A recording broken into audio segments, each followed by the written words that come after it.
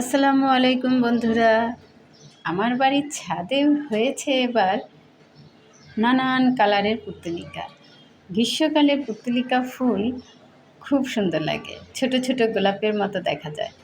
আর বৃষ্টি না হলে কিন্তু পুত্তলিকা ফোটে না।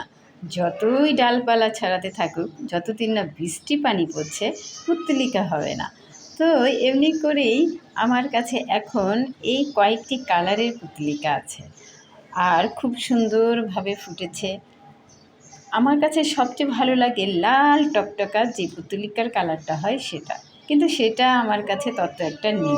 একটি ডালে যাওয়া হয়, সেটা আবার ডাল ভেঙে যে আমি আরেক জায়গায় লাগাবো সেটার জন্য আর আমি ডাল খুঁজে পাই না, তাই একটাই ছিল আর সেটাই আছে। তো কার কার বাড়ির ছাদে বা আঙিনায় পুত্তলিকা গাছ লাগিয়েছো বন্ধুরা, সেটা জানিও। আমার বাড়ির এই গাছগুলো খুব সুন্দরভাবে প্রত্যেক বছরই, আজকে 3 বছর ধরেই পুত্তলিকা ফুল দিচ্ছে। আর যখন শীতকাল আসে তখন দেখা যায় ফুল ফোটে না, কিন্তু গাছটা বেঁচে থাকে।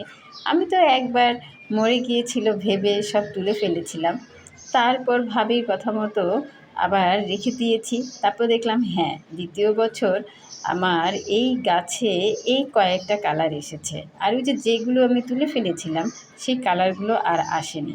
এমনিতে খুব সুন্দর, যখন ফুটে থাকে তখন তো খুব ভালো লাগে। ছাদটা একেবারে ছোট ছোট ছোট ছোট নানান কালারের ফুলে ভরে থাকে।